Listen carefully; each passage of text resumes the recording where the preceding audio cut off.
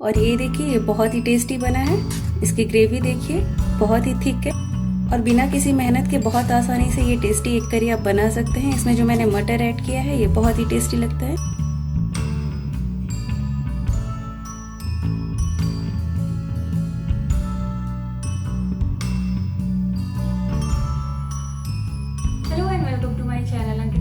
आज मैं आपसे शेयर करने वाली हूँ एग करी रेसिपी। इसे बनाना बहुत आसान है और ये खाने में भी बहुत टेस्टी है। और इस वीडियो में मैंने एक छोटा सा ट्रिक शेयर किया है कि किस तरह विदिन अ मिनट आप एग बॉईल कर सकते हैं। तो इस वीडियो को लास्ट तक ज़रूर देखिए और इस रेसिपी को ज़रूर ट्राई करिएगा।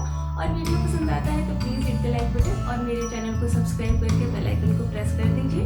बिना लेट के प्रोसेस स्टार्ट करते हैं। एग बॉईल करने के लिए मैं यहाँ पे प्रेशर कुकर का यूज़ कर रही हूँ। इसमें बहुत ही आसानी से अंडे बॉईल हो जाते हैं। मैंने यहाँ पे 4 अंडे लिए हैं। अब इसमें पानी ऐड करेंगे। इसमें पानी उतना ही ऐड करें जिससे अंडे आधे से ज़्यादा इसमें डूब सके। बहुत ज़्यादा पानी ऐड नहीं करना है इसमें ऐड करेंगे पिंच ऑफ सॉल्ट। लिड लगा के इसे आधे मिनट के लिए हाई फ्लेम पे छोड़ देंगे और जैसे ही विसल आने को फ्लेम को ऑफ कर दें और इसे कूल डाउन होने दें। कुकर अच्छे से ठंडा हो गया है। इसे एक बार खोलते हैं और एग हमारा बहुत अच्छे से बॉईल हो गया है। अब इसे एक एक करके निकाल लेते हैं। ये देखिए, इस पे हल्का सा क्रैक्स भी आ गया है। इसका मतलब अंडा अच्छे से बॉईल हो गया है। अब इसमें थोड़ा सा ठंडा पानी ऐड करेंगे इस तरह से और एक एक एग लेके इसे अच्छे से पील ऑफ कर लेंगे। और ये देखिए, 1 मिनट से भी कम टाइम में अंडा बहुत अच्छे से उबल गया है। आप ये देख सकते हैं, ये बहुत अच्छे से पील ऑफ हो रहा है। ये देखिए, इसी तरह बाकी अंडे को भी पील ऑफ कर लेते हैं।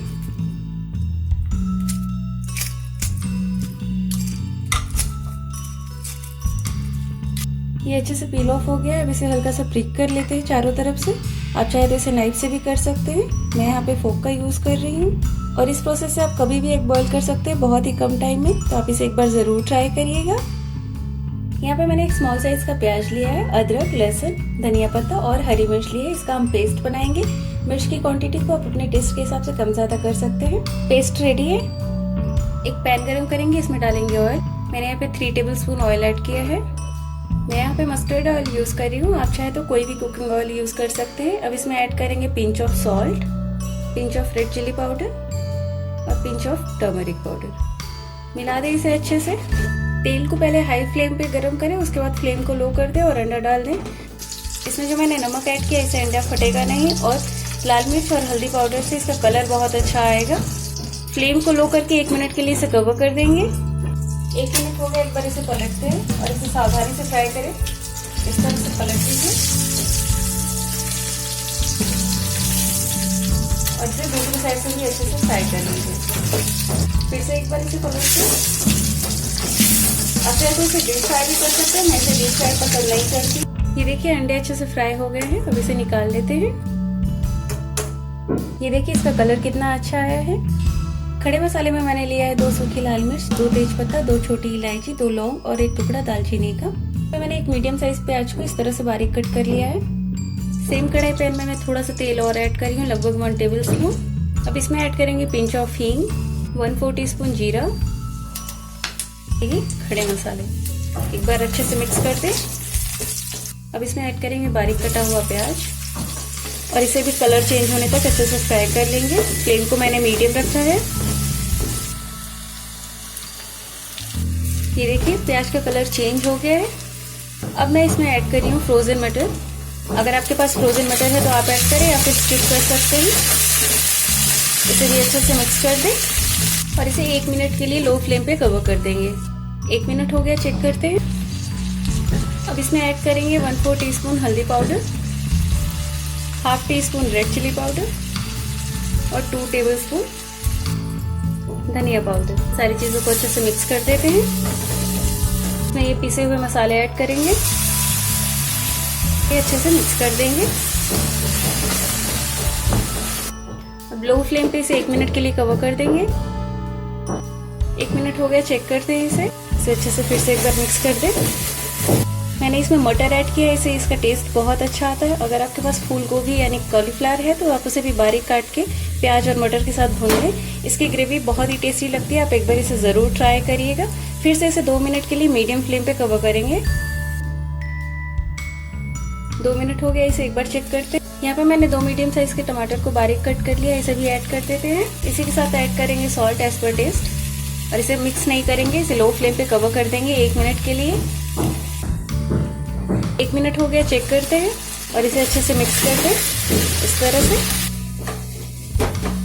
इसे मैंने अच्छे से मिक्स कर दिया, फिर से 2 मिनट के लिए कवर करेंगे। फ्लेम को मीडियम रखा है मैंने। एक बार चेक करते हैं और ये देखिए सरफेस पे ऑयल आ गया है, मसाला अच्छे से भुन गया है। अब इसमें हम पानी ऐड करेंगे और इसे अच्छे से मिक्स कर देते हैं। आपको जितनी ग्रेवी चाहिए उस हिसाब से पानी ऐड करें। 1/4 टीस्पून गरम मसाला, इसे भी अच्छे से मिक्स कर देते हैं। अब इसमें फ्राई किए हुए अंडे डाल दें। मीडियम फ्लेम पे इसे 2 मिनट के लिए कवर कर देंगे। एक बार इसे चेक करते हैं और ये देखिए बहुत ही टेस्टी लग रहा है देखने में। एग करी रेडी है।